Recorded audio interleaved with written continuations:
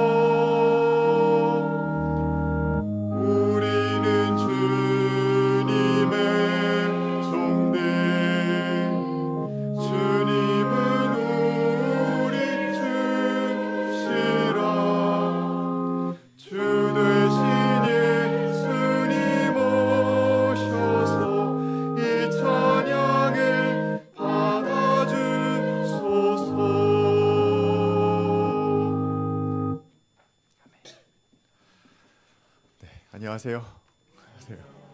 지난 주일 많은 분들이 오셔서 함께 첫 예배를 드렸어요. 무척 감사하기도 했고 감격스러웠습니다. 사실 좀 들뜬 마음도 생겼던 것이 사실입니다. 여러분, 속편의 저주라고 아시죠? 예. 이편의 저주라고도 표현하고 소포머 징크스라고도 표현합니다. 첫 작품이 성공을 거두고 나서 그 여세를 몰아서 속편을 제작했는데 완전히 실패한 경우를 이야기합니다. 제 뭉클했던 마음을 가만히 가라앉히고 십자가 앞에 앉아서 가만히 생각했습니다. 내가 그렇게 크게 기여한 것도 아닌데 왜 이렇게 혼자 좋아서 두둥실 둥떠 있었을까라는 생각을 해보게 되더라고요. 그러면서 동시에 들었던 생각은 걱정이었습니다. 3월 3일 날은 어떻게 될까? 여러분 너무 반갑습니다. 이 걱정이 어디에서 온 마음일까를 곰곰이 생각해 보았어요. 제 마음의 밑바닥에서 욕심이 좀 스멀스멀 올라왔던 것은 아닌가라는 생각이 들었습니다. 이렇게 많이 모였어? 그러면 1년 뒤에는 5년 뒤에는 하면서 이사도 가고 새로운 성전도 짓고 막 그랬습니다. 욕심과 걱정, 근심은 정말 가까운 사이구나라는 것을 제 마음에서 발견할 수 있었습니다. 사도 바울은 고린도 교회에 이렇게 이야기합니다. 자신은 심었고 아볼로는 물을 주었으나 기르시는 분은 하나님이십니다. 심고 물 주는 일, 아무것도 아닌 일은 아니지만 그리 대단한 일 또한 아닙니다. 작물이 잘 자라기 위해서는 하나님의 은총이, 하나님의 햇살이 필요한 것입니다.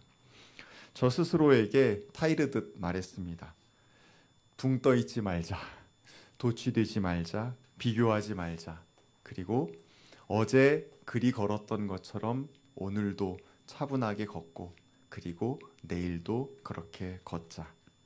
그때 주님의 말씀이 제 눈에 비로소 들어오기 시작했습니다. 내 십자가를 지고 나를 따라오너라. 주님께서 내 십자가를 지고 나를 따라오라고 부르십니다. 모두 함께 자리에서 일어나셔서 경배의 찬양 함께 찬양하겠습니다.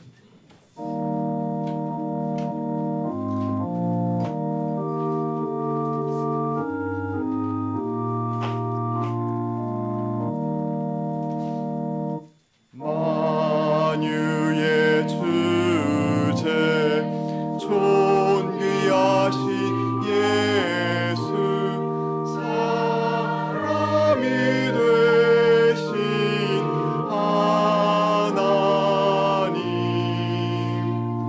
나 사모하여 영원히 섬길 내 영광 되신 주로다. 화려한 동산 무성한 저수목 다 아름답고 묘하나 순전한 예수 더 아름다워 봄 같은 기쁨 주시네. 광명한 해와 명랑한 저 달빛 수많은 별들 빛나나 주 예수 빛은 더 찬란하여 참 비교할 수 없도다.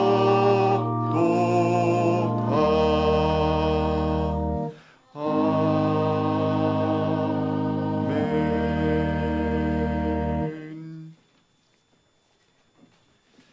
한 목소리로 공동기도 드리겠습니다. 자비하신 하나님, 만물의 새 생명의 기운을 불어넣으시는 주님의 이름을 찬양합니다.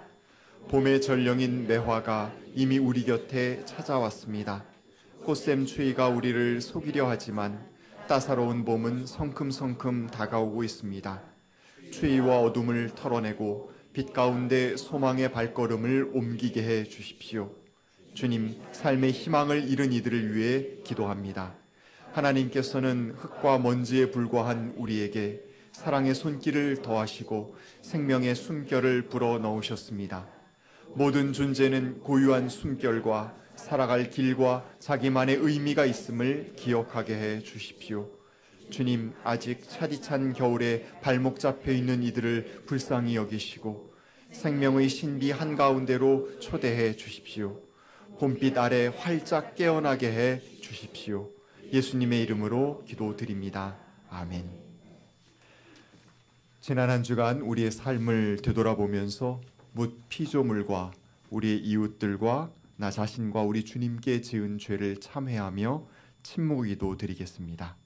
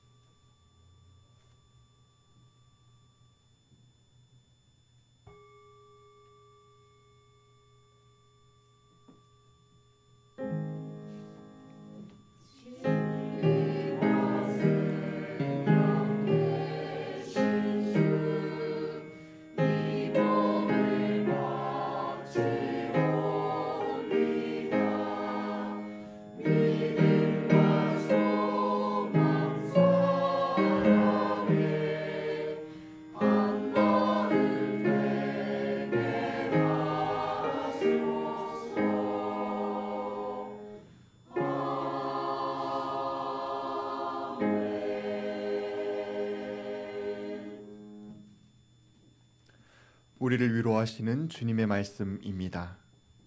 내가 이제 새 일을 하려고 한다. 이 일이 이미 드러나고 있는데 너희가 그것을 알지 못하겠느냐? 내가 광야의 길을 내겠으며 사막의 강을 내겠다. 아멘. 교독문 126번 사순절 3번 함께 교독하겠습니다.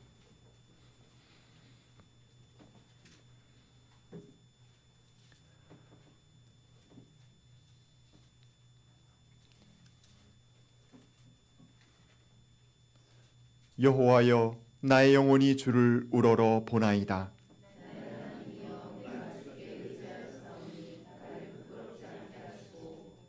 나의 원수들이 나를 이겨 개가를 부르지 못하게 하소서.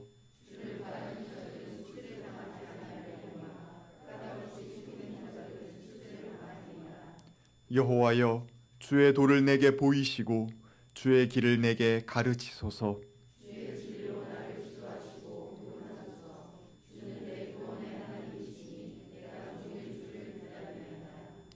여호와여, 주의 긍휼하심과 인자하심이 영원부터 있었사오니 여호와여, 내 젊은 시절의 죄와 허물을 기억하지 마시고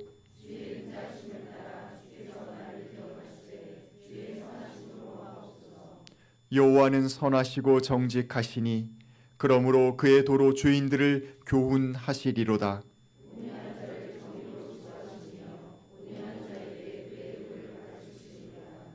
여호와의 모든 길은 그의 언약과 증거를 지키는 자에게 인자와 진리로다.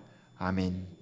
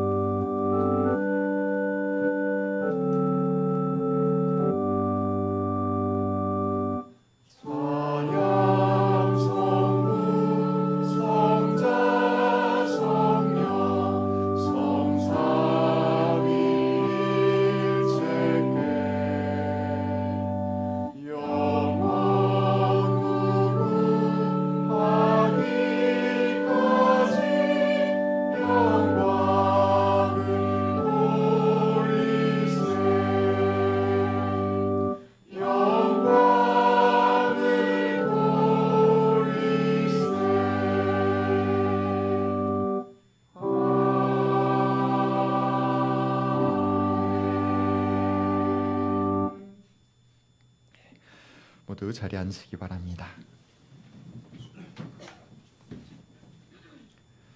함께 찬송가 144장 예수 나를 위하여 찬양하겠습니다.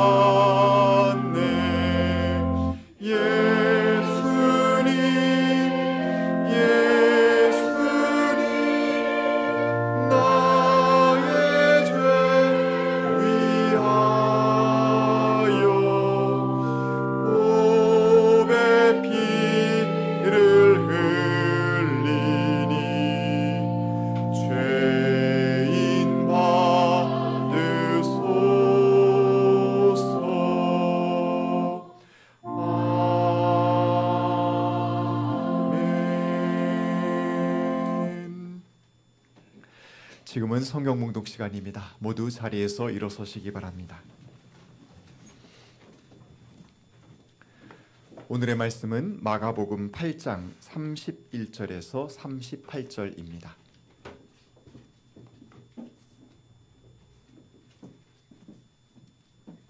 예수께서 드러내놓고 이 말씀을 하시니 그리고 예수께서는 인자가 반드시 많은 고난을 받고 장로들과 대제사장들과 율법 학자들에게 배척을 받아 죽임을 당하고 나서 사흘 후에 살아나야 한다는 것을 그들에게 가르치기 시작하셨다.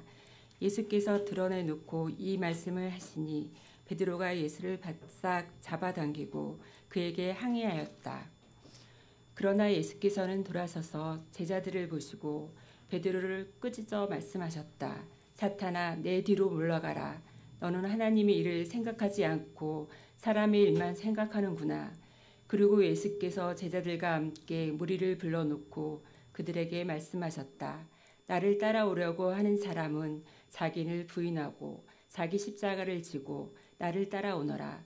누구든지 제 목숨을 구하고자 하는 사람은 잃을 것이요 누구든지 나와 복음을 위하여 제 목숨을 잃는 사람은 구할 것이다.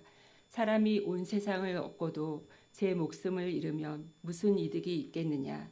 사람이 제 목숨을 되찾는 대가로 무엇을 내놓겠느냐. 음란하고 죄가 많은 이 세대에서 누구든지 나와 내 말을 부끄럽게 여기면 인자도 자기 아버지의 영광에 쌓여 거룩한 천사들을 거느리고 올 때에 그를 부끄럽게 여길 것이다. 이는 하나님의 말씀입니다.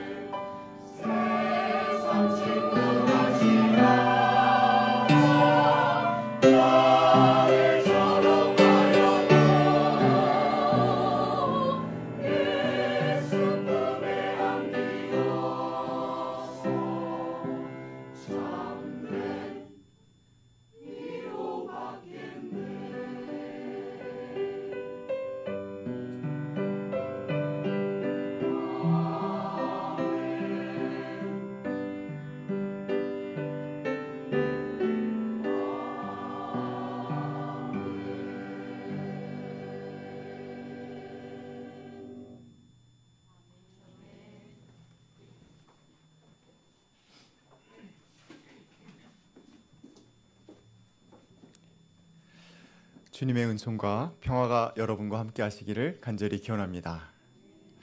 오늘은 사순절 세 번째 주일입니다. 여러분 잘 아시는 것처럼 사순절은 부활절을 향해서 나아가는 길입니다. 40일간의 여정인데요. 주님의 고난과 십자가를 기억하면서 부활의 영광을 향하여서 나아가는 시간이라고 표현할 수 있겠습니다. 오시는 길 춥지 않으셨어요?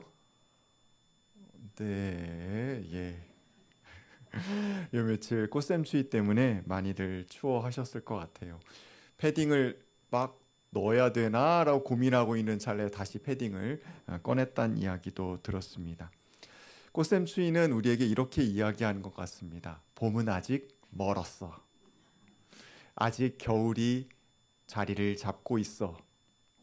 우리를 의기소침하게 하고 우리를 넘어뜨리게 하려는 겨울의 이야기입니다. 하지만 여러분 잘 알고 계시는 것처럼 봄의 전령인 매화는 이미 피어 있습니다. 보신 분? 네, 감사합니다. 네, 세 분. 예, 봄꽃들도 곧 아마 보실 수 있게 될 것입니다. 우리네 삶이 그런 것 같습니다.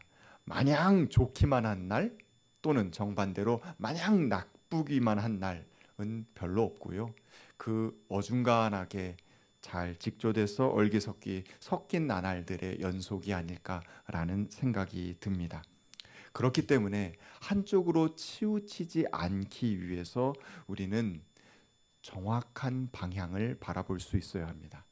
중심을 잃지 않고 나아가기 위해서는 너무 추워라고 하면서 겨울이 나를 꽉 잡고 있어라고 하지도 않고 봄은 반드시 오는 거야. 하지만 겨울 따위는 아무런 필요 없어라고 하는 것도 아니고 그 중심에 서서 나의 추위를 살피면서도 봄을 향해서 한 걸음 한 걸음 나아갈 수 있는 마음, 그것은 우리의 중심이 올곧게 서 있고 우리의 눈길이 정중앙을 향해서 바라보고 있을 때라고 생각이 듭니다. 여러분, 봄은 분명히 오고 있습니다. 맞죠? 네, 고맙습니다. 5분. 여러분과 제가 빛을 향해서 일희일비하지 않고 계속해서 나아가게 될 때 우리는 봄 한가운데 있을 거라고 믿습니다. 오늘 마가복음 8장 이야기를 보려고 하는데요. 오늘의 본문 좀 앞에서부터 살펴보도록 하겠습니다. 예수님과 제자들이 벳세다에 갔습니다.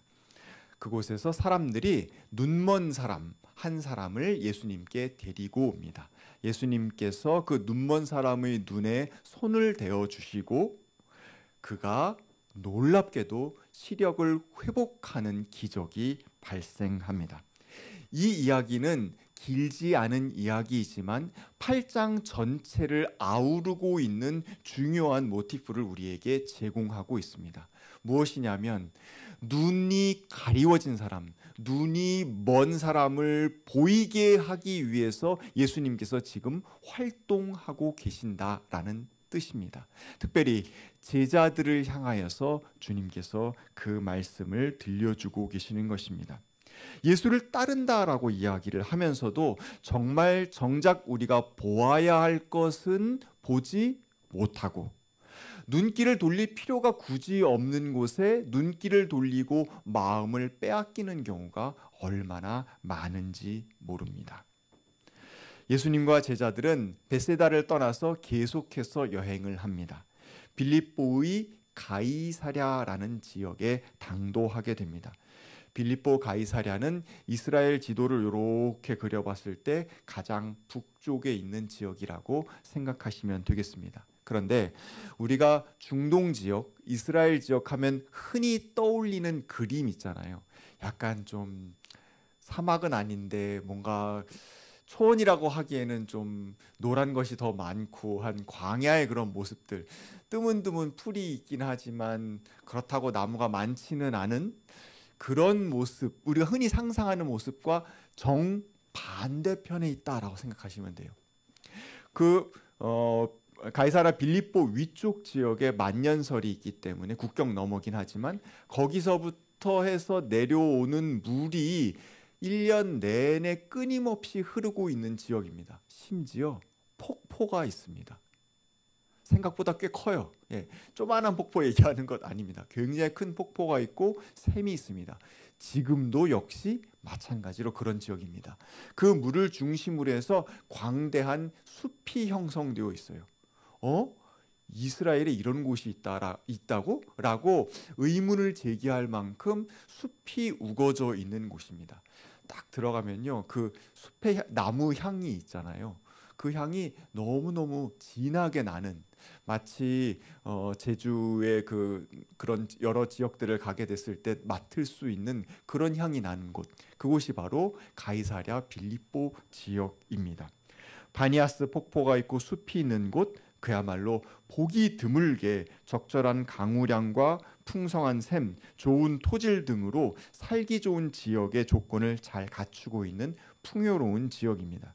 그래서인지 헤롯 왕은 아우구스투스 황제를 위해서 그곳에다 거대한 신전을 건설합니다. 판신의 신전을 건설하는데요, 사람의 상반신을 갖고 있고 하반신은 염소, 여러분 그림으로 보신 적 있으실 것 같아요. 그 판신 신전을 거대하게 그곳에다 건설합니다. 또 옆에는 로마 황제 숭배를 위한 신전도 건설되어 있습니다.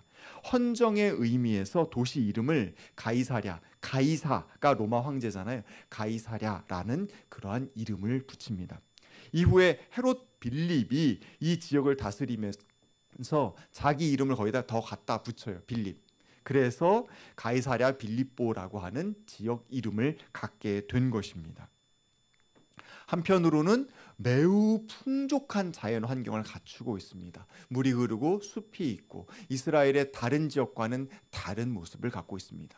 또 한편으로는 로마 신전이 있고 로마 황제를 숭배하는 신전이 있습니다. 권력이 무엇인지를 보여주고 있고 어디에 숭배를 하게 될 때 내 삶에 돈이 굴러오는지를 보여주고 있는 그러한 곳입니다.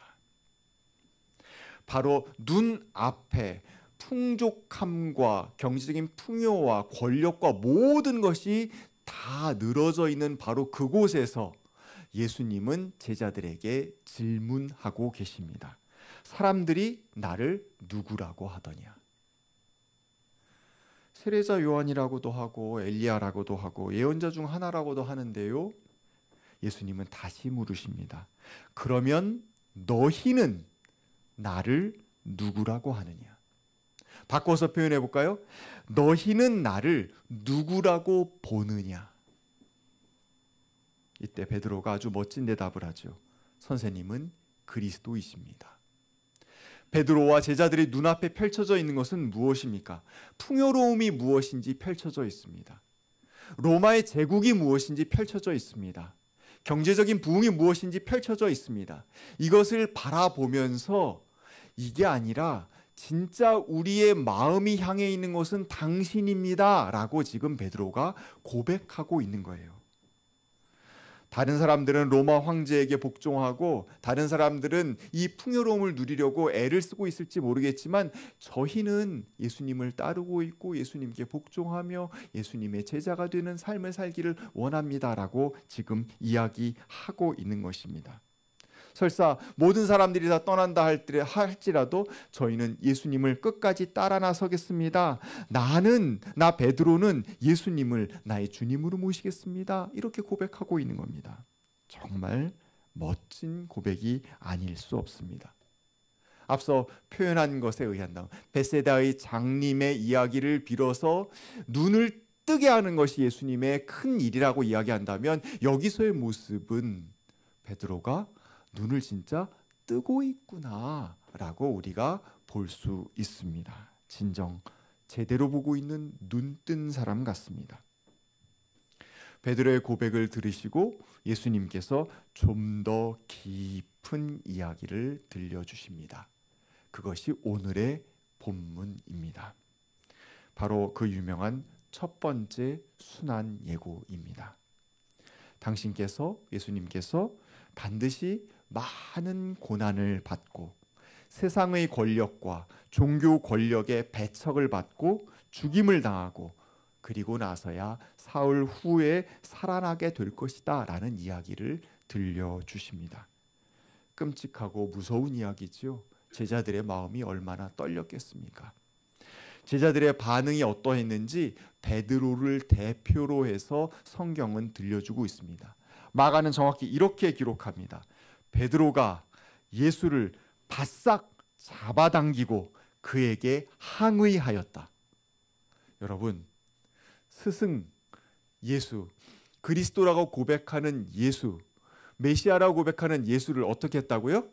바싹 잡아당기고 항의했다고 표현하고 있습니다.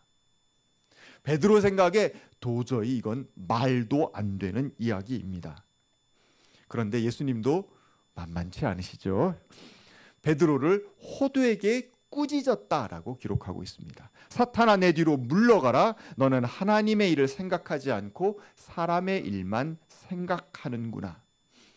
여러분, 예수님께서 호두에게 꾸짖었다라고 하는 그 꾸짖다라는 단어는 에피티마오라는 단어입니다. 꾸짖다, 질책하다 뭐 이런 뜻을 갖고 있어요. 그런데 이 단어가 베드로가 예수를 바싹 잡아당기고 항의하였다라는 그 단어와 같은 단어입니다. 우리 번역은 좀 다르게 상황에 맞추어서 다르게 번역해 놓았지만 원문의 단어는 에피티마오 같은 단어예요. 즉 예수님께 항의하듯이 예수님은 베드로를 꾸짖었고 예수님께서 베드로를 꾸짖듯이 베드로도 예수님께 항의했다라는 거예요. 이 에피티마오라는 단어는 그럼 마가복음에 여기만 쓰였냐? 아니에요. 여러 번 많이 쓰였습니다. 그런데 어떤 데 쓰였냐?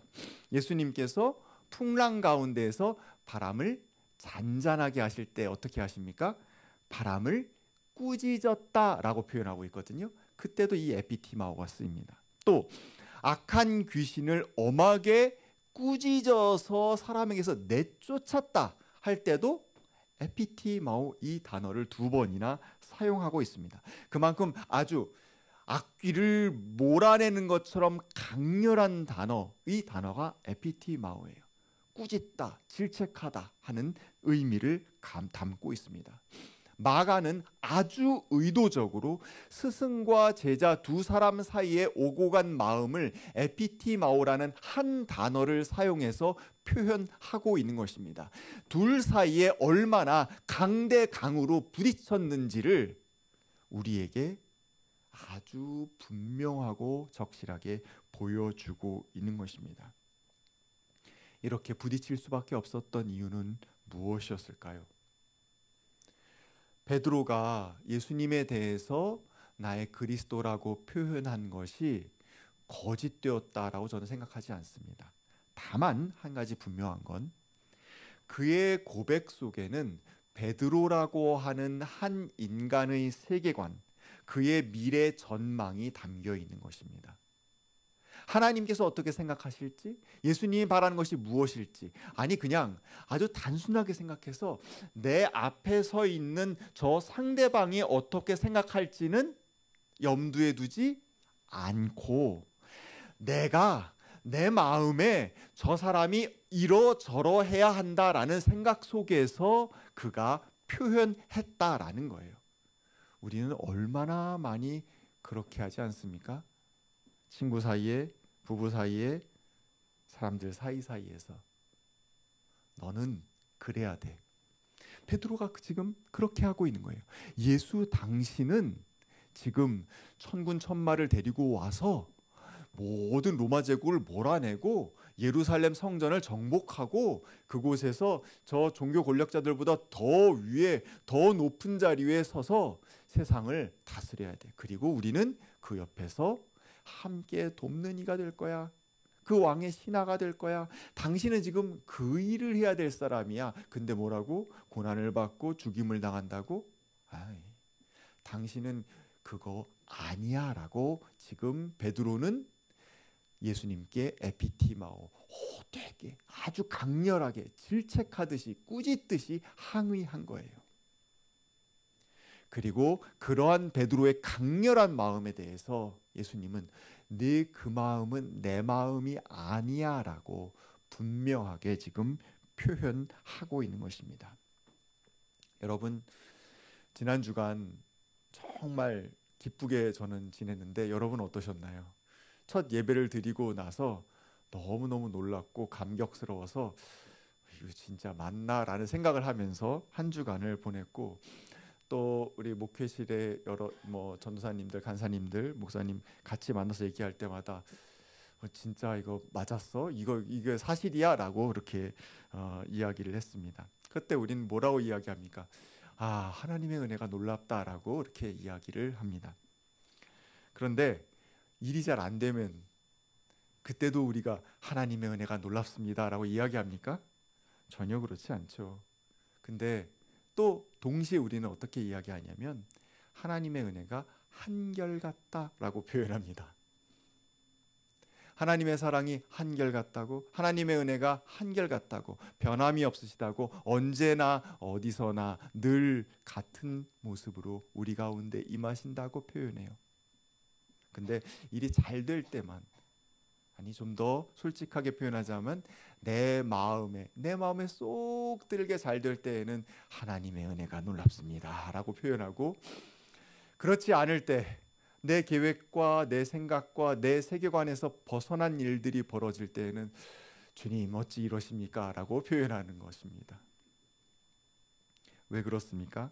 하나님이 내 뜻대로 움직여주지 않으시기 때문입니다.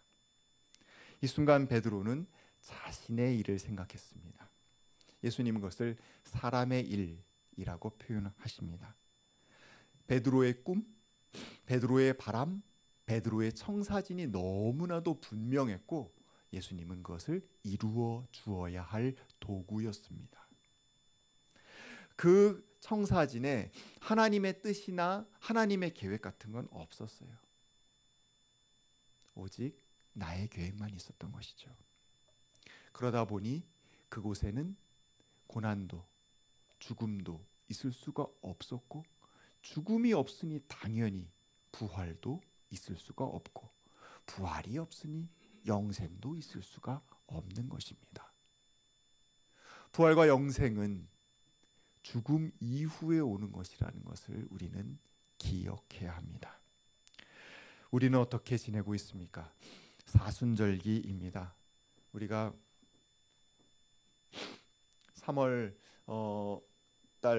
3월 마지막 주일이 부활절이거든요. 부활절까지 이제 한 달이 조금 안 되게 남은 시간입니다. 이 부활절의 시간까지 우리는 사순절기로서 신앙의 순례를 하게 될 것입니다.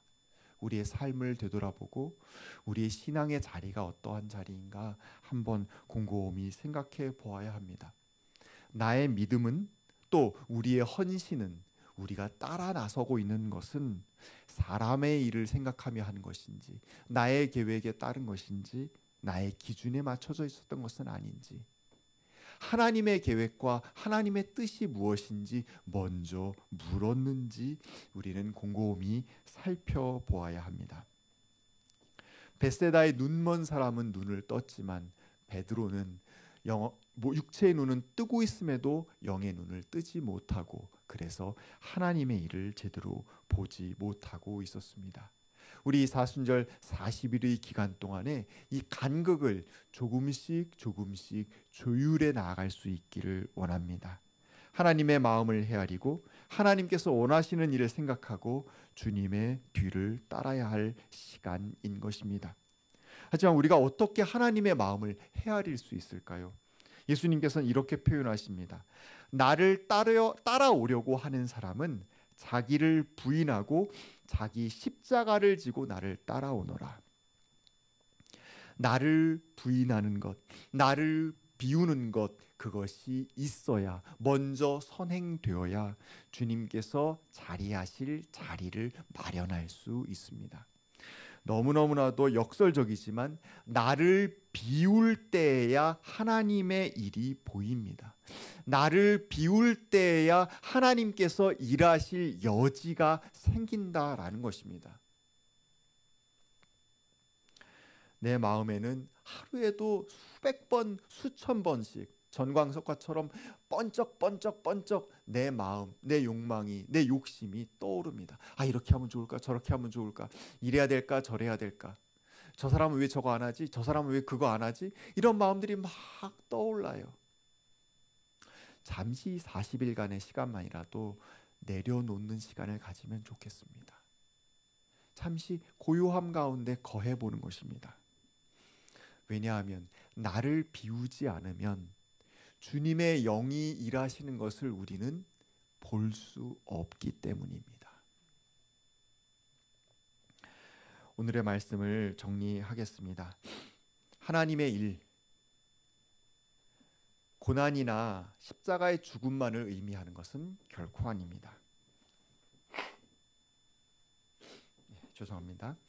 하지만 하나님의 일을 믿음의 눈으로 바라보고 하나님의 일을 따라가다 보면 때로 고난을 자처해야 되는 순간도 있고, 때로 내 안에 나를 죽이고 없애야 하는 순간도 분명히 있습니다. 참아야 하는 순간, 인내해야 하는 순간, 그리고 내 주장을 내려놓고 상대방의 이야기를 따라줘야 하는 순간도 분명히 있습니다. 만약에 그런 일만 계속된다고 한다면 사람이 어떻게 살 수 있겠어요? 하지만 그런 순간도 있지만 그것이 조금씩 합력하게 되면 나도 그리 살고 저도 그리 살고 공동체가 함께 그리 살다 보면 그렇게 참는 것으로 끝나는 것이 아니라 서로 그 인내의 열매를 맛보게 되는 순간이 우리 가운데 임하게 될 것입니다. 고난과 죽음 뒤에는 부활이 있듯이 온몸으로 땀 흘리고 피 흘리는 희생 뒤에는 생명을 살아 일으키는, 죽어있는 사람, 쓰러져 있는 사람을 불러서 다시 일으켜 세울 수 있는 놀라운 역사가 따르기 마련입니다. 우리 공동체가 바로 그런 공동체가 되기를 간절히 소망합니다. 쉬운 선택은 아닙니다. 하지만 그렇기 때문에 우리는 하나님의 일을 더욱더 분명히 바라보고 나의 개인적인 욕망에서 비롯된 것이 아니라 하나님의 나라를 세워가는, 이 공동체 가운데에서 하나님의 나라를 함께 체험할 수 있는 시간을 만들어가는 일을 위해 열심히 자기 십자가를 지고 예수님의 뒤를 따라야 하겠습니다. 그 길 가운데 서로의 힘을 합치는 저와 여러분이 되기를 간절히 기원합니다. 오늘의 말씀 기억하며 잠시 거둠의 기도 드리겠습니다.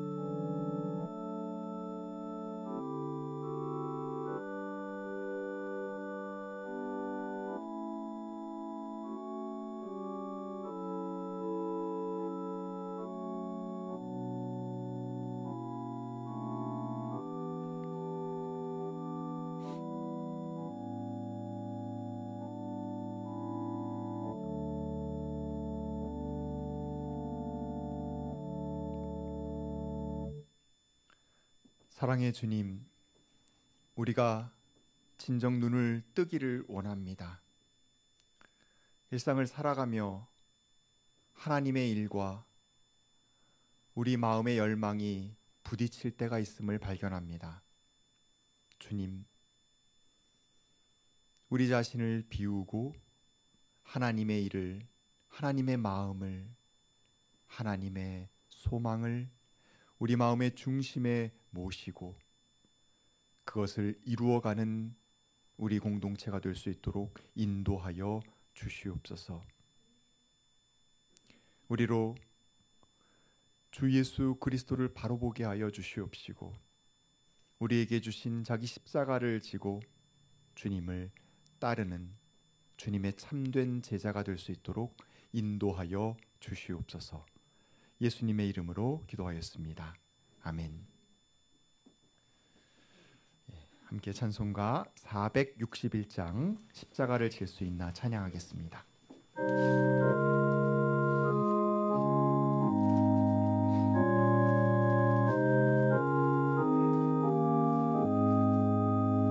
십자가를 질 수 있나 주가 물어보실 때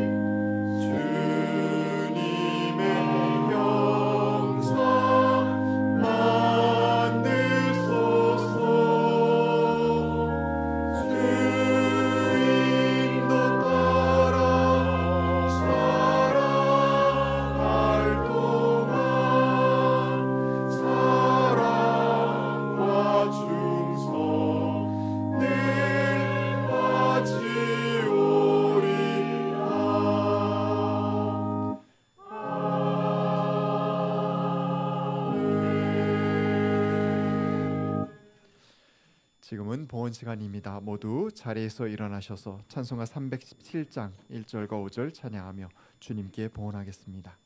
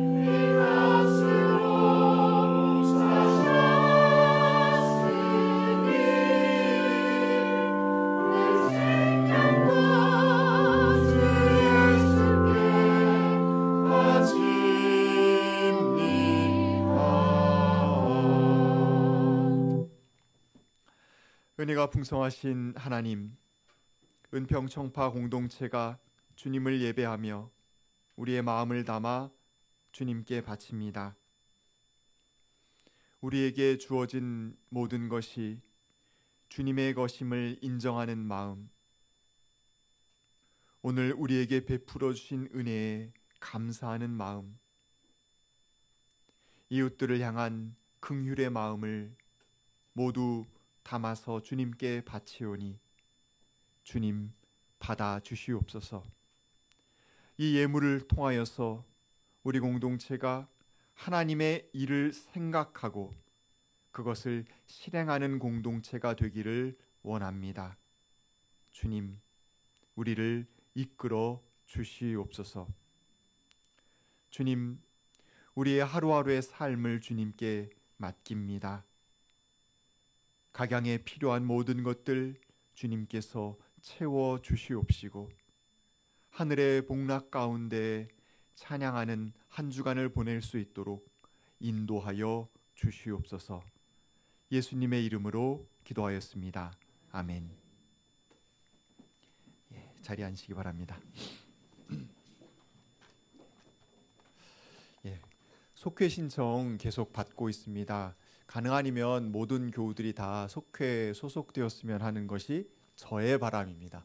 물론 여러분의 바람은 또 다른 게 있을 테니까 서로 인정하도록 하겠습니다.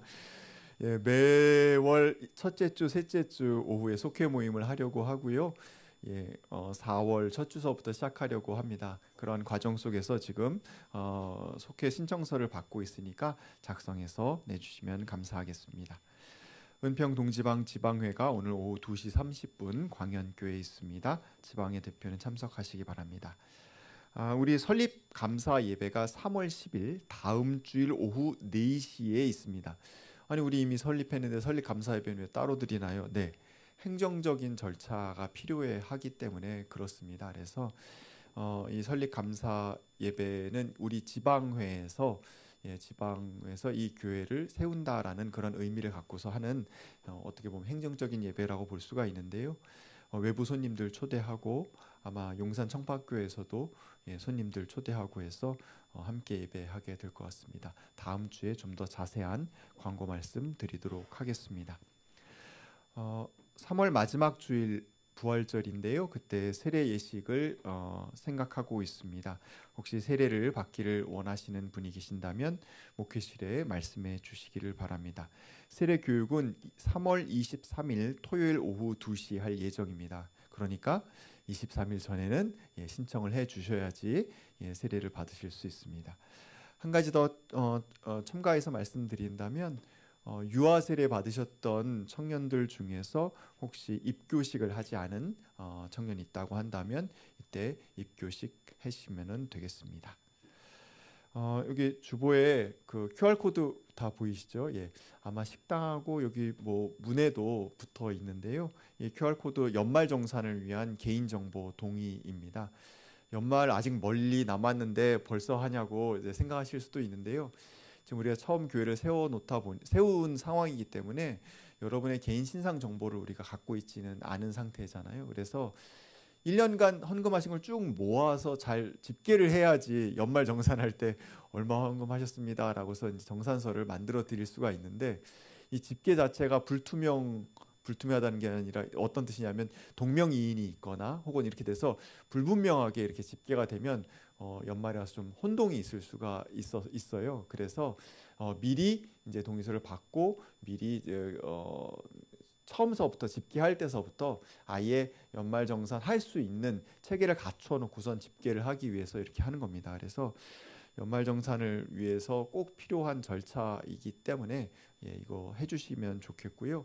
연말정산을 받으시는 분의 명의로 헌금하셔야 되고, 또 발급받을 때도 그렇게 한다는 거 여러분 이제 하도 여러 번 얘기 들으셔서 이제 아마 다 익숙하게 아실 것이다라고 생각합니다. 요 QR 코드에 핸드폰을 갖다 대시고, 갖다 대시고 카메라를 켜시면 사이트로 연결이 됩니다. 우리 청파교회 폐쇄적으로 운영하고 있는 구글 드라이브로 연결이 되고요. 거기 구글 설문지에 뜨게 되는데 거기에다가 이름, 주민번호 전체를 다 적으셔야 돼요. 국세청 신고하려면 다 있어야 됩니다. 전화번호, 그 다음에 주민등록상 주소를 써 주셔야지 연말에 신고하는데 누락되거나 착오가 생기지 않습니다. 꼭 참고해서 신청해 주시기를 부탁드리겠습니다. 각 부서에서 봉사자를 모집하고 있습니다. 교육부에서 교사가 너무 부족하다고 지금 저를 계속 찌르고 있습니다. 교사를 하고 싶으신 분 언제든지 자원해 주시기를 바랍니다.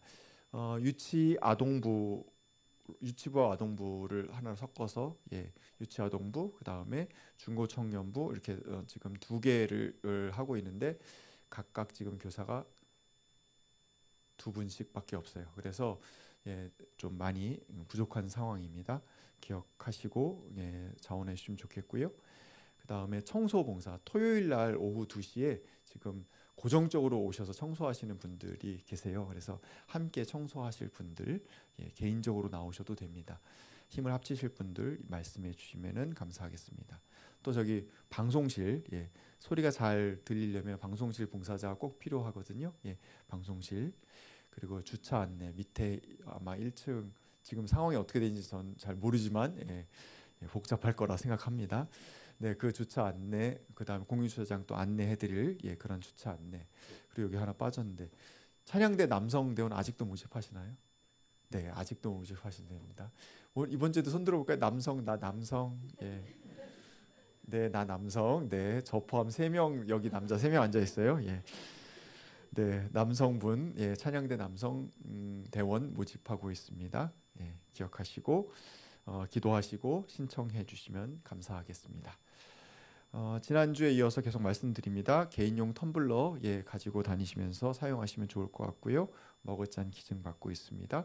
재활용 쓰레기 우리 분리수거 잘 해보고 싶어요. 저는 여기서 아마 여러분 마음도 같을 거라고 생각합니다. 그러니까 3.5층에 가시면은 분리수거함이 있으니까 거기다가 분리수거 하시면은 재활용 쓰레기로 배출을 하도록 하겠습니다.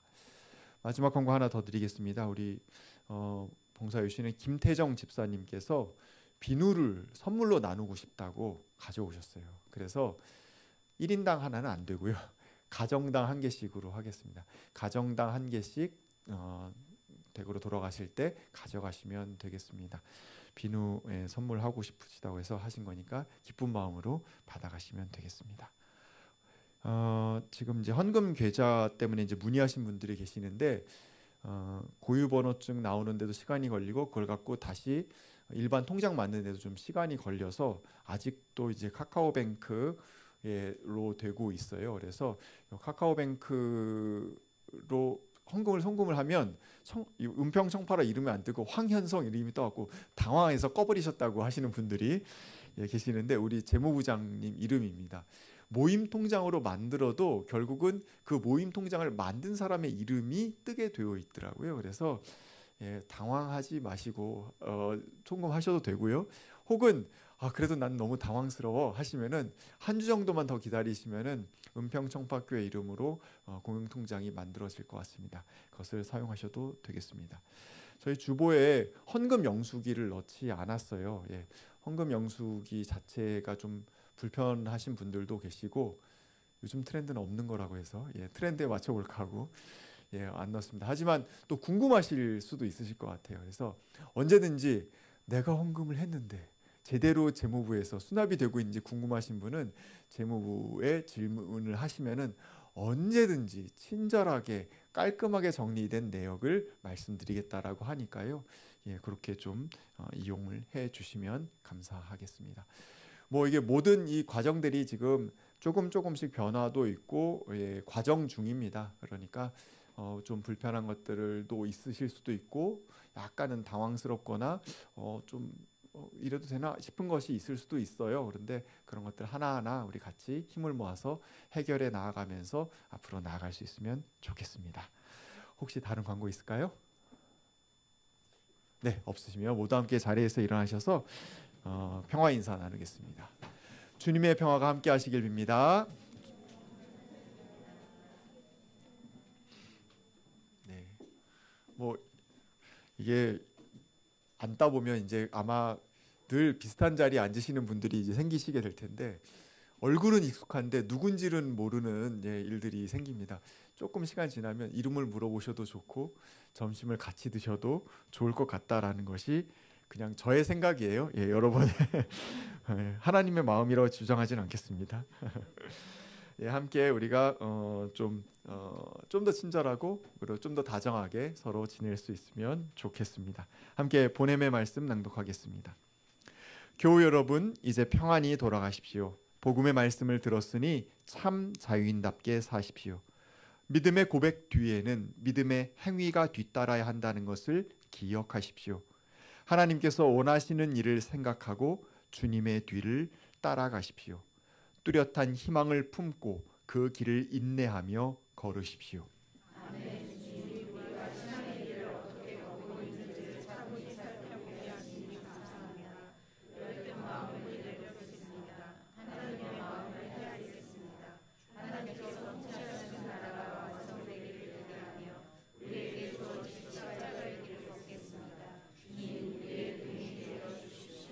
아멘.